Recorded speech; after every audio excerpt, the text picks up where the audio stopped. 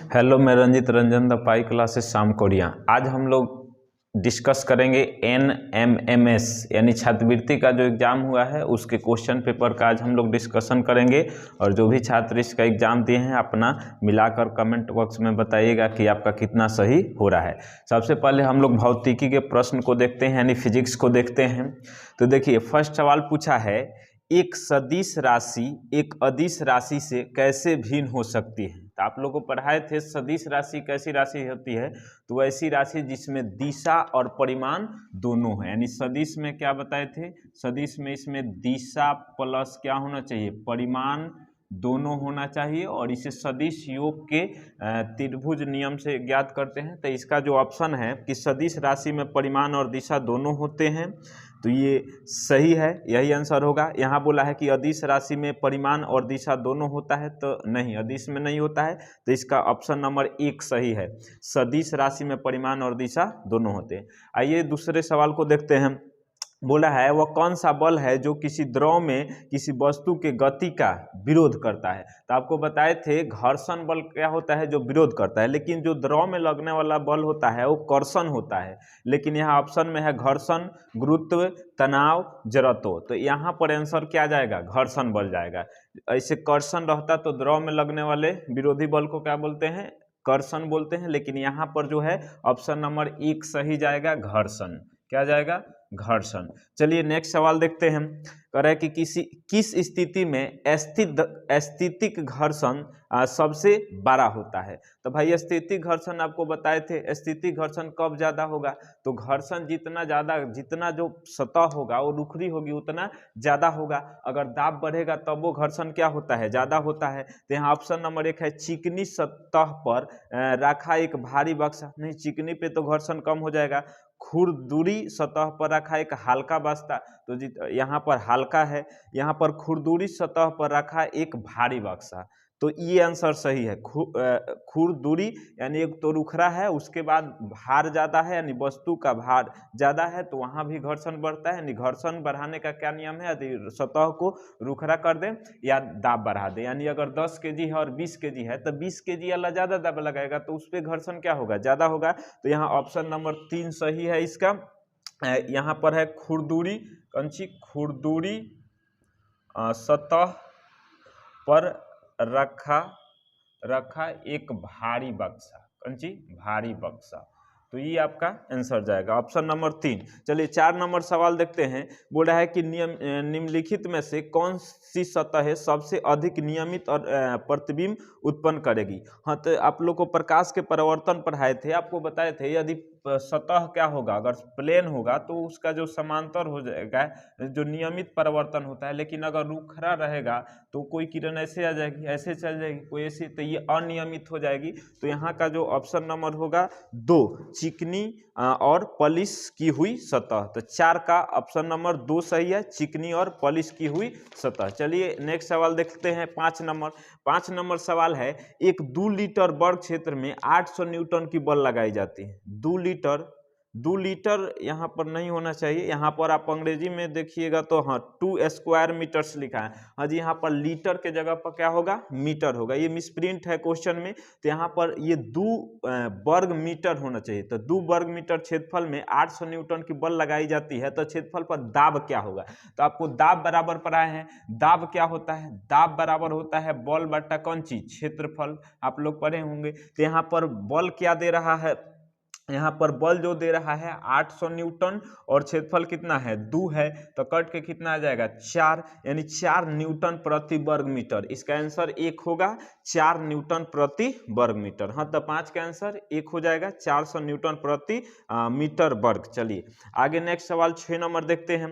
कह रहा है कि बड़े क्षेत्रफल पर लगने वाले दाब का मान किस प्रकार परिवर्तित होता है। तो आपको वही चीज बताए थे, बड़े क्षेत्रफल, ये देखिए इसी पे सेम सवाल है। ये दाब है और ये क्या है, बल है, और नीचे क्या है, क्षेत्रफल। तो आपको बताए थे कि जब नीचे का वैल्यू बढ़ाएंगे तो क्या होगा, ऊपर का मान क्या होगा, कम होगा। इसका मान क्या देगा, कम। और नीचे के वैल्यू, अगर नीचे के वैल्यू क्या करेंगे, अगर बढ़ा देंगे तो इसका मान क्या आएगा, कम आएगा। तो अगर क्षेत्रफल बढ़ाएंगे अगर क्षेत्रफल को हम बढ़ा देते हैं तो दाब क्या लगेगा, कम लगेगा। अगर क्षेत्रफल को कम कर दें तो क्या हो जाएगा, दाब क्या हो जाएगा, बढ़ जाएगा। जैसे हम लोग कांटी जो बनाते हैं नुकीला बनाते हैं, क्योंकि कम क्षेत्रफल घेरता है, जिससे दाब क्या हो जाता है, बढ़ जाता है। तो ये सवाल पूछ रहा है कि बड़े क्षेत्रफल पर लगने वाले दाब का मान किस प्रकार परिवर्तित होता है। तो क्षेत्रफल बढ़ाएंगे तो दाब क्या हो जाएगा, घट जाता है। क्या होता है, घट जाता है। यानी ऑप्शन नंबर आपका कौन जाएगा, ऑप्शन नंबर 1 बढ़ जाता है, 2 घट जाता है, बराबर रहता है तेजी से। यहाँ ऑप्शन नंबर 2 सही है,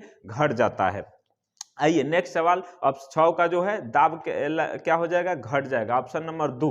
चलिए आगे देखिए 7 नंबर सवाल है, कह रहा है कि जब एक प्रकाश की किरणें किसी दर्पण पर 25 डिग्री के कोण पर पड़ती है तो प्रतिबिंब का कोण क्या होगा। हाँ जी, आपको प्रकाश का परिवर्तन पढ़ाए थे कि जब प्रकाश की किरण ऐसे आती है, परिवर्तन के बाद इस तरह से जाती है, तो आपको बताए थे आई और यार ये आपतन कोण बनता है, ये कौन कोण बनता है, परावर्तन कोण। तो ये थीटा, तो ये भी थीटा, कोण आई बराबर कोण आर होता है। तो ये जो बोल रहा है 25 डिग्री का कोण बन रहा है, तो ये भी कितना का होगा, 25 डिग्री।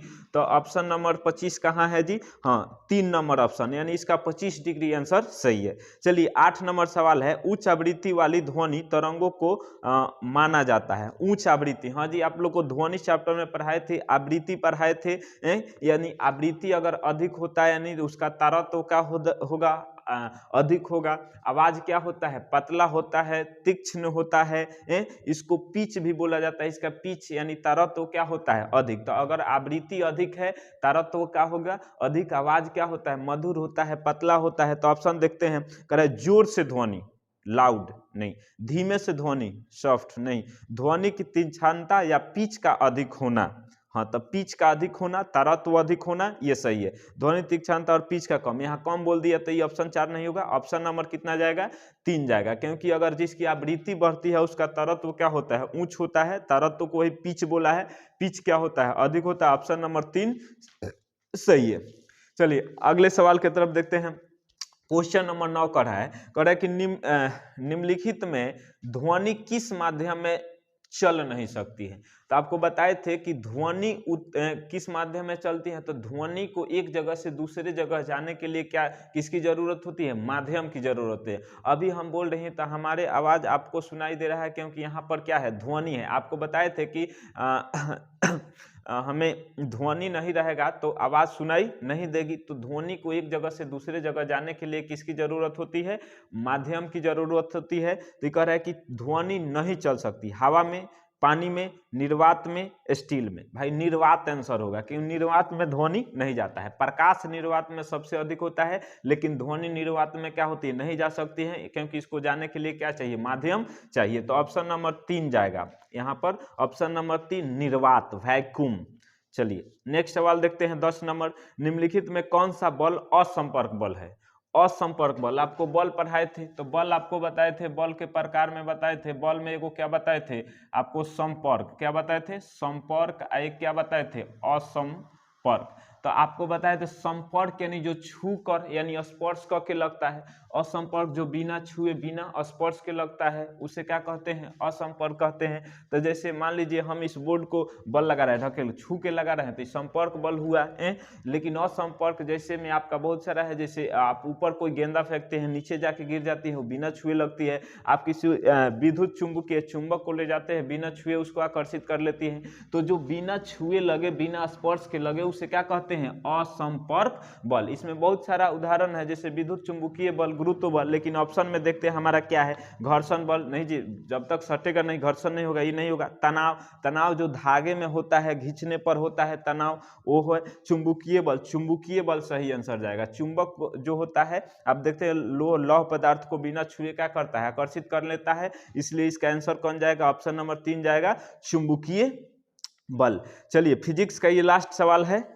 हाँ, विद्युत लेपन में कैथोड किस तरह का होता है। हाँ जी, ये सवाल बार बार आता है, आप लोगों को बताए थे कैथोड और एनोड, याद रखिएगा। कैथोड जो होता है और एनोड में, इसमें सवाल बार बार आते हैं। तो कैथोड जो होता है वो कैसा होता है, धन आवेश, ऋण आवेश होता है। कैथोड कैसा होता है, ऋण आवेश, और एनोड कैसा होता है, धन आवेश। तो इसको याद रखिएगा, एनोड जो होता है, एनोड क्या होता है, एनोड धन होता है, और कैथोड क्या होता है, ऋण होता है। इस पे 2-4 और सवाल आते हैं। जब भी आपको देखिएगा कि धातु और अधातु का जब विघटन होता है तो आप ध्यान रखिएगा, जो भी धातु हो जाएगा वो धनात्मक होता है, वो ऋणात्मक के पास जाता है, कैथोड के पास जाता है, और अधातु कहाँ आता है, एनोड के पास आता है। तो आपको यहाँ पर सिंपल जवाब देना है कि विद्युत लेपन में कैथोड किस तरह का होता है।